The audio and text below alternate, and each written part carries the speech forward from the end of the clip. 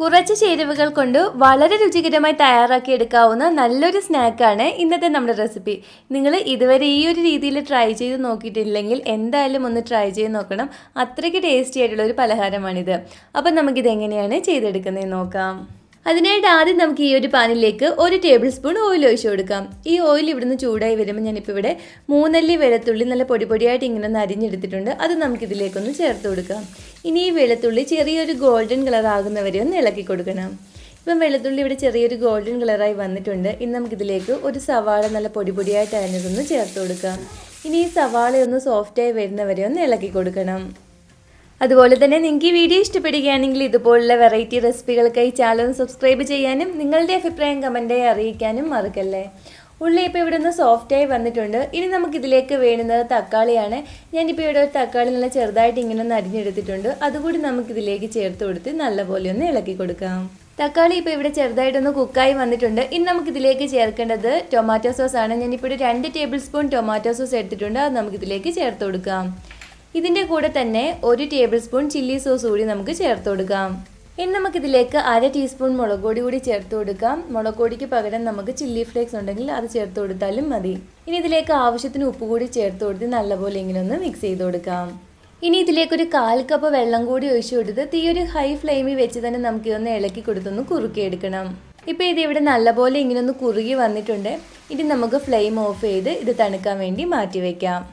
ഇനി നമുക്കിതിലേക്ക് വേണ്ടുന്നത് ബ്രെഡ് പൊടിച്ചതാണ്. ഞാനിപ്പോൾ ഇവിടെ 1 കപ്പ് ബ്രെഡ് പൊടിച്ചത് എടുത്തിട്ടുണ്ട്. അത് നമുക്ക് ഈ ഒരു ബൗളിലേക്ക് ഇട്ട് കൊടുക്കാം.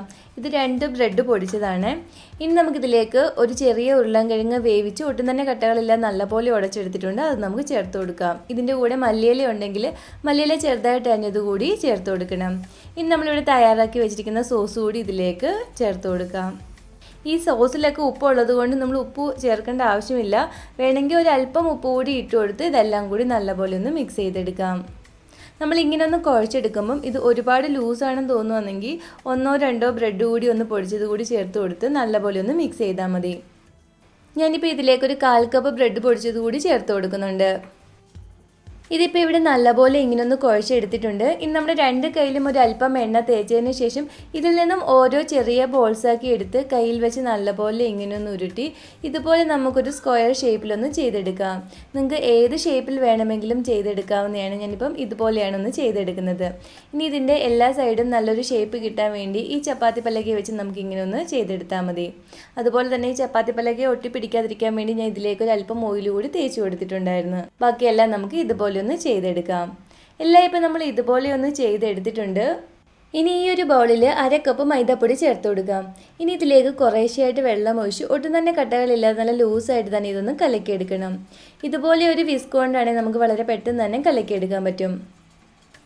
ഞാനിപ്പോൾ ഇവിടെ 1/2 കപ്പ് മൈദാപ്പൊടിക്ക് 1 കപ്പ് വെള്ളം ഒഴിച്ചിട്ടാണ് ഈ മാവ് ഇവിടെ ഇങ്ങനെ ഒന്ന് കലക്കിയെടുക്കുന്നത്. ഈ ഒരു പരുവത്തിനാണ് മാവ് ഇപ്പോൾ ഇവിടെ കലക്കിയെടുക്കേണ്ടത്.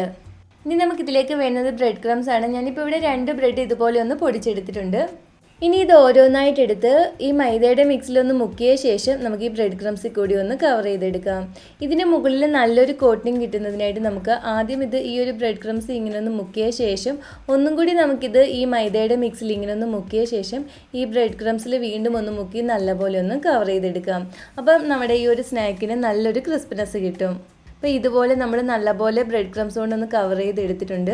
ബാക്കിയെല്ലാം നമുക്ക് ഇതുപോലെ ഒന്ന് ചെയ്തെടുക്കാം. എല്ലാം ഇപ്പം നമ്മൾ ഇതുപോലെ ഒന്ന് ചെയ്തെടുത്തിട്ടുണ്ട്. ഇനി ഇതൊന്ന് ഫ്രൈ ചെയ്തെടുക്കുന്നതിനായിട്ട് ഈ ഒരു പാനിലേക്ക് എണ്ണ ഒഴിച്ചു കൊടുക്കാം. എണ്ണ നല്ലപോലെ ഒന്ന് ചൂടായ ശേഷം ഈ ഒരു മീഡിയം ഫ്ലെയിമിൽ വെച്ചിട്ട് ഇത് ഓരോന്നായിട്ട് എണ്ണയിലേക്ക് ഇട്ട് കൊടുക്കണം. ഇതിന് മുകളിലേക്ക് ഒരു അല്പം എണ്ണ കൂടി ഇങ്ങനെ ഒന്ന് ഒഴിച്ചു കൊടുക്കാം. ഒരു സൈഡൊന്ന് മുരിഞ്ഞ് വരുമ്പോൾ തീച്ചിട്ട് കൊടുത്ത് 2 സൈഡും നല്ലൊരു ഗോൾഡൻ ബ്രൗൺ കളർ ആകുന്നവരെ ഒന്ന് ഫ്രൈ ചെയ്തെടുക്കണം. ഇപ്പോൾ എല്ലാ സൈഡും ഒരു ഗോൾഡൻ ബ്രൗൺ കളറായി വന്നിട്ടുണ്ട്. ഇനി നമുക്ക് ഇതിങ്ങെടുക്കാം. ബാക്കിയുള്ളതും ഇതുപോലെ ഒന്ന് ഫ്രൈ ചെയ്തെടുക്കണം. അങ്ങനെ ബ്രെഡ് വെച്ചിട്ട് വളരെ പെട്ടെന്ന് തയ്യാറാക്കി എടുക്കാവുന്ന വളരെ രുചികരമായിട്ടുള്ള സ്നാക്ക് ഇവിടെ റെഡി ആയിട്ടുണ്ട്.